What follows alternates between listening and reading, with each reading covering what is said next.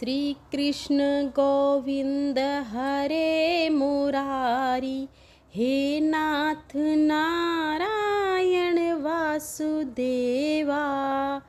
हरे कृष्णा। जय हो विष्णु भगवान की। सनातन धर्म में ज्येष्ठ मास की पूर्णिमा का विशेष महत्व है। इस दिन लोग श्री सत्यनारायण व्रत रखते हैं और गंगा जी में स्नान भी करते हैं। कहा जाता है कि इस दिन गंगा जी में स्नान करने से सभी कष्टों से मुक्ति मिलती है, छुटकारा मिल जाता है। और ज्येष्ठ मास की पूर्णिमा सुहागन महिलाओं के लिए भी बहुत खास होती है, क्योंकि इस दिन वट पूर्णिमा व्रत रखा जाता है, जिसमें सत्यवान और सावित्री की पूजा की जाती है। हमारे देश के कुछ हिस्सों में ज्येष्ठ मास की अमावस्या को यह व्रत रखा जाता है, तो कुछ हिस्सों में पूर्णिमा के दिन यह व्रत रखा जाता है, इसलिए इसे वट पूर्णिमा कहते हैं। इस दिन बरगद के पेड़ की पूजा का विधान है। साल 2025 में ज्येष्ठ मास की पूर्णिमा तिथि 2 दिन रहने वाली है। ऐसे में प्रश्न यह उठता है कि व्रत किस दिन रखना चाहिए और स्नान दान किस दिन करना चाहिए।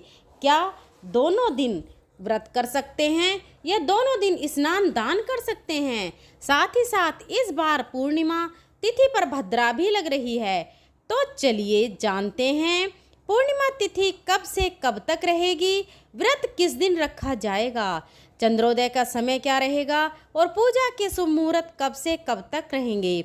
इस बार ज्येष्ठ मास की पूर्णिमा तिथि प्रारंभ होगी 10 जून मंगलवार सुबह 11:36 से। पूर्णिमा तिथि की समाप्ति 11 जून बुधवार को दोपहर 1:13 पर होगी। इसलिए इस बार वट पूर्णिमा का व्रत या पूर्णिमा व्रत 10 जून मंगलवार को रखा जाएगा। श्री सत्यनारायण भगवान का व्रत भी इसी दिन रखा जाएगा। इसके अलावा 11 जून बुधवार को भी पूर्णिमा तिथि रहेगी, जिस दिन देव स्नान पूर्णिमा है, क्योंकि पूर्णिमा तिथि पर ब्रह्म मुहूर्त में नदियों में स्नान किया जाता है।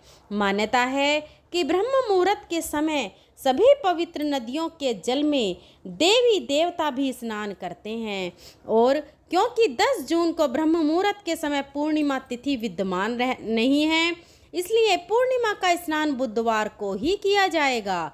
10 जून मंगलवार को वट पूर्णिमा के दिन सूर्योदय होगा सुबह 5:44 पर, सूर्यास्त होगा शाम 7:08 पर। इस दिन ब्रह्म मुहूर्त सुबह 4:08 से लेकर 4:56 तक रहेगा। ब्रह्म मुहूर्त से पहले पहले जो महिलाएं इस दिन निर्जला व्रत रखना चाहती हों, वह जल का सेवन कर सकती हैं, जल ग्रहण कर सकती हैं। फिर इसके बाद में पूरा दिन आपको अपने नियमों के अनुसार जल या फल का त्याग करना चाहिए, जैसा भी आप व्रत का पालन करती आई हैं। बहुत से लोग वट सावित्री व्रत में जब तक पूजा नहीं की जाती, केवल तब तक ही निर्जला व्रत रखते हैं। उसके बाद में अन्न जल या फलाहार ग्रहण कर लेते हैं।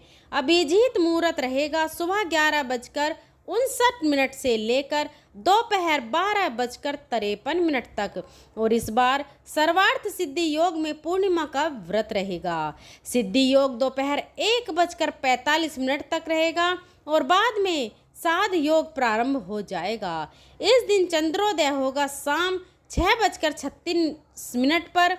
पूर्णिमा तिथि पर चंद्रमा 16 कलाओं से युक्त रहते हैं, इसलिए चंद्र दोष से पीड़ित लोगों को शाम को चंद्रमा को अर्घ्य देना चाहिए और चंद्रमा के दर्शन भी करने चाहिए। और इस बार 10 जून को भद्रा सुबह 11:35 से लेकर रात में 12:27 तक रहेगी।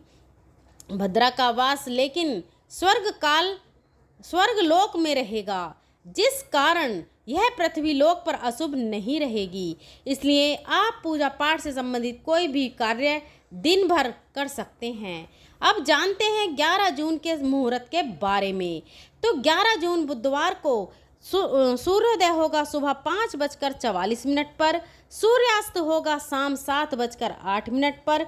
ब्रह्म मुहूर्त सुबह 4:08 से लेकर 4:56 तक रहेगा और इस दिन साध्य योग दोपहर 2:04 तक रहेगा। बाद में शुभ योग प्रारंभ हो जाएगा। देखा जाए तो पूर्णिमा तिथि पर दोनों ही दिन बहुत ही शुभ योग बन रहे हैं। राहु काल दोपहर 12 बजे से लेकर 1:30 बजे तक रहेगा और इस दिन चंद्रोदय होगा शाम 7:32 पर।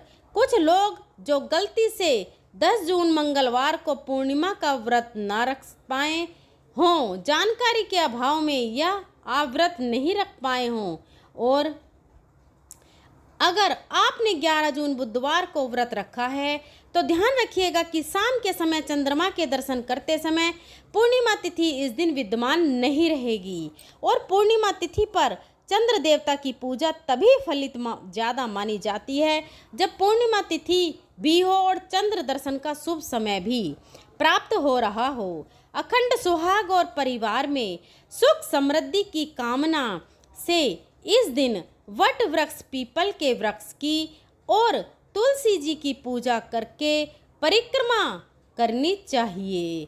फिर अपनी सामर्थ्य के अनुसार दान दक्षिणा देनी चाहिए। यह थी आज की वीडियो। अगर आपको हमारी यह जानकारी अच्छी लगी हो तो वीडियो को लाइक करें, अपने फ्रेंड और फैमिली में शेयर करें। अगर मेरे बोलने में कोई त्रुटि आपको महसूस हुई हो तो मैं हाथ जोड़कर क्षमा मांगती हूँ। मिलते हैं अगली वीडियो के साथ, तब तक के लिए धन्यवाद। जय हरि विष्णु।